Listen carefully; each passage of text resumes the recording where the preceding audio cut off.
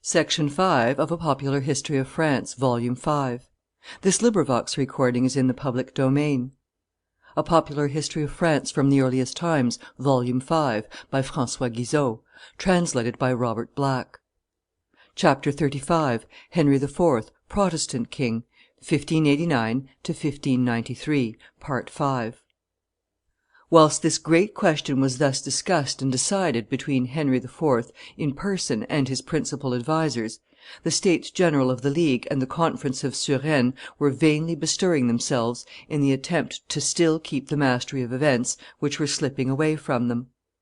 The Leaguer states had an appearance of continuing to wish for the absolute proscription of Henry IV, a heretic king, even on conversion to Catholicism, so long as his conversion was not recognized and accepted by the pope.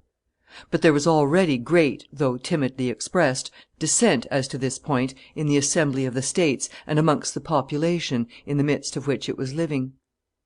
Nearly a year previously, in May 1592, when he retired from France after having relieved Rouen from siege and taken Caudebec, the Duke of Parma, as clear-sighted a politician as he was able soldier, had said to one of the most determined Leaguers, "Your people have abated their fury; the rest hold on but faintly, and in a short time they will have nothing to do with us." Philip II and Mayenne perceived before long the urgency and the peril of this situation. They exerted themselves, at one time in concert and at another independently, to make head against this change in the current of thoughts and facts. Philip sent to Paris an ambassador extraordinary, the Duke of Feria, to treat with the states of the League and come to an understanding with Mayenne. But Mayenne considered that the Duke of Feria did not bring enough money, and did not introduce enough soldiers. The Spanish army in France numbered but 4,300 men, and Philip had put at his ambassador's disposal but 200,000 crowns, or 600,000 livres of those times. Yet had he ordered that, in respect of the assembly, the pay should not come until after the service was rendered, i.e. after a vote was given in favor of his election or that of his daughter the Infanta Isabella to the throne. It was not the States General only who had to be won over; the preachers of the League were also, at any rate the majority of them, covetous as well as fiery. Both the former and the latter soon saw that the Duke of Feria had not wherewith to satisfy them. "And such as had come," says Villeroy, "with a disposition to favor the Spaniards and serve them for a consideration, despised them and spoke ill of them, seeing that there was nothing to be gained from them." The artifices of Mayenne were scarcely more successful than the stingy presents of Philip II. When the Lorrainer duke saw the chances of Spain in the ascendant as regarded the election of a king of France and the marriage of the Infanta Isabella, he at once set to work, and succeeded without much difficulty, to make them a failure.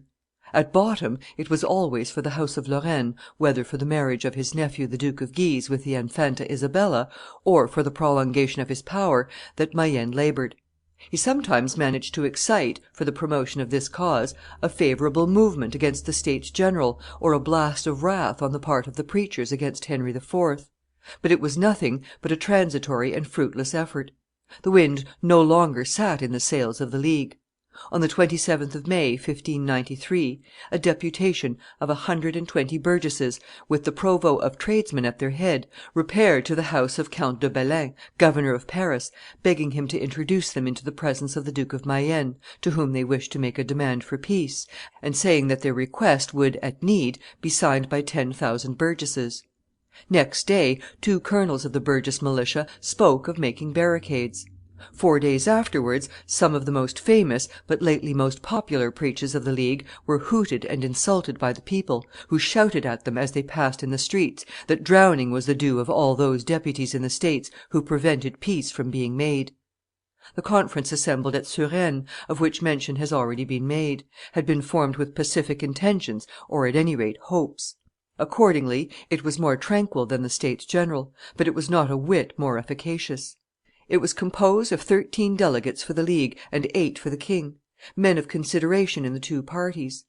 At the opening of its sessions, the first time the delegates of the League repaired thither, a great crowd shouted at them, "Peace! Peace! Blessed be they who procure it and demand it! Malediction and every devil take all else!" In the villages they passed through, the peasantry threw themselves upon their knees, and with clasped hands demanded of them peace. The conference was in session from the 4th of May to the 11th of June, holding many discussions, always temperately and with due regard for propriety, but without arriving at any precise solution of the questions proposed. Clearly neither to this conference nor to the States General of the League was it given to put an end to this stormy and at the same time resultless state of things. Henry IV. alone could take the resolution and determine the issue which everybody was awaiting with wistfulness or with dread, but without being able to accomplish it. D'Aubigne ends his account of the conference at Suresnes with these words: "Those who were present at it reported to the king that there were amongst the Leaguers so many heartburnings and so much confusion that they were all seeking, individually if not collectively, some pretext for surrendering to the king, and consequently that one mass would settle it entirely." Histoire universelle, chapter 20, page 386. Powers that are conscious of their opportuneness and utility do not like to lose time, but are prompt to act. Shortly after his conversations with Rosny, whose opinion was confirmed by that of Chancellor de Chiverny and Count Gaspard de Schomberg, Henry IV. set to work. On the 26th of April, 1593, he wrote to the Grand Duke of Tuscany, Ferdinand de' Medici, that he had decided to turn Catholic. 2 months after that, the Duke of Mayenne should have come to an agreement with him on just and suitable terms." And foreseeing the expense that would be occasioned to him by "this great change in his affairs," he felicitated himself upon knowing that the Grand Duke was disposed to second his efforts towards a levy of 4,000 Swiss, and advance a year's pay for them. On the 28th of April, he begged the Bishop of Chartres, Nicholas de Thou, to be one of the Catholic prelates whose instructions he would be happy to receive on the 15th of July, and he sent the same invitation to several other prelates. On the 16th of May, he declared to his council his resolve to become a convert. Next day, the 17th, the Archbishop of Bourges announced it to the conference at Suresnes. This news, everywhere spread abroad, produced a lively burst of national and Bourbonic feeling, even where it was scarcely to be expected. At the States General of the League, especially in the chamber of the noblesse, many members protested "that they would not treat with foreigners, or promote the election of a woman, or give their suffrages to any one unknown to them, and at the choice of his Catholic Majesty of Spain."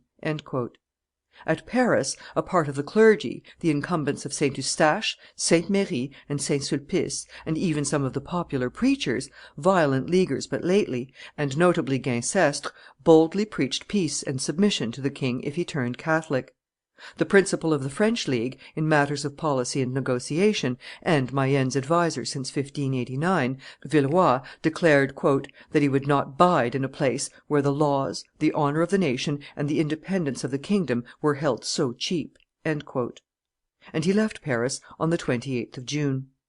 Finally, on this same day, the Parliament of Paris, all chambers assembled, issued a decree known by the name of the Decree of President Lemaitre, who had the chief hand in it, and conceived as follows: "The court, having, as it has always had, no intention but to maintain the Catholic, Apostolic, and Roman religion, and the state and crown of France, under the protection of a most Christian, Catholic, and French king, hath ordained and doth ordain that representations shall be made, this afternoon, by President Lemaitre, assisted by a proper number of councillors of the said court, to the Duke of Mayenne, lieutenant general of the state and crown of France, to the end that no treaty be made for the transfer of the crown to the hands of foreign princes or princesses, and that the fundamental laws of the realm be observed.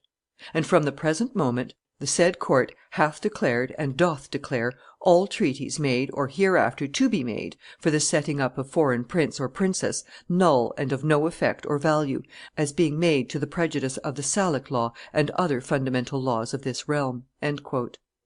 It was understood that this decree excluded from the crown of France not only Philip II., the Infanta Isabella, Archduke Ernest, and all the Spanish and Austrian princes, but also all the princes of the house of Guise, "because the qualification of foreigners applied to all the princes who were not of the blood royal, and who were issue of foreign houses, even though they might have been born in France and were regnicoles." Mayenne refused, it is not known on what pretext, to receive the communication of this decree on the same day on which it was voted by the Parliament. When President Lemaitre presented it to him the next day before a large attendance, Mayenne kept his temper, and confined himself to replying gruffly, "My first care has always been to defend the Catholic religion and maintain the laws of the realm. It seems now that I am no longer necessary to the state, and that it will be easy to do without me. I could have wished, considering my position, that the Parliament had not decided anything in a matter of such importance without consulting me. However, I will do all that I find possible for me, and that appears reasonable as to the 2 points of your representations." On the following day, 30th of June, Mayenne was dining with the Archbishop of Lyons, Peter d'Espignac. President Lemaitre was sent for, and the wrath of the lieutenant general burst forth. "The insult put upon me is too palpable for me to be quiet under it. Since I am played fast and loose with in that way, I have resolved to quash the decree of the Parliament. The Archbishop of Lyons is about to explain to you my feelings and my motives." The archbishop spoke long and bitterly, dwelling upon the expression that "the Parliament had played fast and loose" with the prince. President Lemaitre interrupted him. "I cannot, unmoved, hear you repeating, sir, that to which my respect made me shut my eyes when the prince spoke. Looking upon me as an individual, you might speak to me in any way you thought proper; but so soon as the body I represent here is injured by insulting terms, I take offence, and I cannot suffer it. Know then, sir, that the Parliament does not deceive or play fast and loose with anybody, and that it renders to every man his due." The conversation was continued for some moments in this warm and serious tone; but the quarrel went no further. From the account they received of it, the Parliament applauded the premier president's firmness, and all the members swore that they would suffer anything rather than that there should be any change in the decree. It remained intact, and Mayenne said no more about it. During these disputes amongst the civil functionaries, and continuing all the while to make proposals for a general truce, Henry IV. vigorously resumed warlike operations, so as to bring pressure upon his adversaries and make them perceive the necessity of accepting the solution he offered them. He besieged and took the town of Dreux, of which the castle alone persisted in holding out. He cut off the provisions which were being brought by the Marne to Paris. He kept Poitiers strictly invested. Les Dignières defeated the Savoyards and the Spaniards in the valleys of Dauphiny and Piedmont. Count Mansfeld was advancing with a division towards Picardy, but at the news that the king was marching to encounter him, he retired with precipitation. From the military as well as the political point of view, there is no condition worse than that of stubbornness mingled with discouragement. And that was the state of Mayenne and the League. Henry IV. perceived it, and confidently hurried forward his political and military measures. The castle of Dreux was obliged to capitulate. Thanks to the 4,000 Swiss paid for him by the Grand Duke of Florence, to the numerous volunteers brought to him by the noblesse of his party, "and to the sterling quality of the old Huguenot phalanx, folks who, from father to son, are familiarized with death," says D'Aubigne, Henry IV. had recovered, in June, 1593, so good an army that, "by means of it," he wrote to Ferdinand de' Medici, "I shall be able to reduce the city of Paris in so short a time as will cause you great contentment." But he was too judicious and too good a patriot not to see that it was not by an indefinitely prolonged war that he would be enabled to enter upon definitive possession of his crown, and that it was peace, religious peace, that he must restore to France in order to really become her king. He entered resolutely, on the 15th of July, 1593, upon the employment of the moral means which alone could enable him to attain this end. He assembled at Mantes the conference of prelates and doctors, Catholic and Protestant, which he had announced as the preface to his conversion. He had previously, on the 13th of May, given assurance to the Protestants as to their interests by means of a declaration, on the part of 8 amongst the principal Catholic lords attached to his person, who undertook, "with his Majesty's authorization, that nothing should be done in the said assemblies to the prejudice of friendly union between the Catholics who recognized his Majesty and them of the religion, or contrary to the edicts of pacification." On the 21st of July, the prelates and doctors of the conference transferred themselves from Mantes to St. Denis. On Friday, July 23, in the morning, Henry wrote to Gabriel de l'Estrees, Sunday will be the day when I shall make the Somerset that brings down the house," or le saut périlleux. A few hours after using such flippant language to his favorite, he was having a long conference with the prelates and doctors, putting to them the gravest questions about the religion he was just embracing, asking them for more satisfactory explanations on certain points, and repeating to them the grounds of his resolution. "I am moved with compassion at the misery and calamities of my people. I have discovered what they desire, and I wish to be enabled, with a safe conscience, to content them." At the end of the conference, "Gentlemen," he said, "I this day commit my soul to your keeping. I pray you take heed to it; for wheresoever you are causing me to enter, I shall never more depart till death: that I swear and protest to you." And in a voice of deep emotion, his eyes dim with tears, "I desire no further delay. I wish to be received on Sunday and go to mass. Draw up the profession of faith you think I ought to make, and bring it to me this evening." When the Archbishop of Bourges and the Bishops of Le Mans and Evreux brought it to him on the Saturday morning, he discussed it apart with them, demanding the cutting out of some parts which struck too directly at his previous creed and life; and Chancellor de Chiverny and two presidents of the Parliament, Harlay and Groulard, used their intervention to have him satisfied. The profession of faith was modified. Next day, Sunday, the 25th of July, before he got up, Henry conversed with the Protestant minister Anthony de la Faye, and embraced him 2 or 3 times, repeating to him the words already quoted, "I have made myself anathema for the sake of all, like Moses and St. Paul."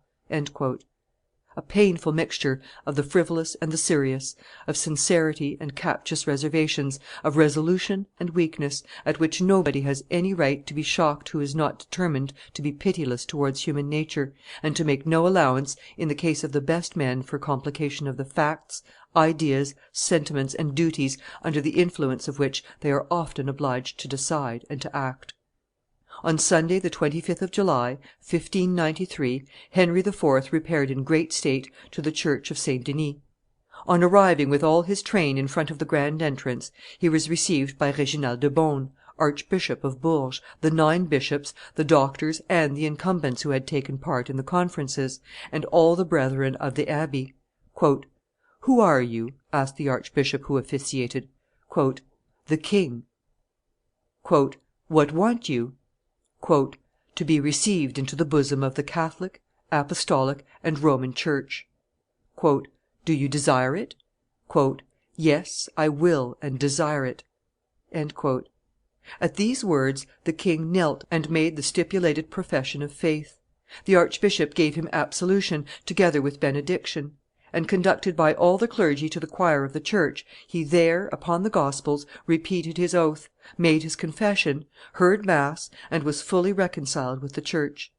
The inhabitants of Paris, dispensing with the passports which were refused them by Mayenne, had flocked in masses to St. Denis and been present at the ceremony.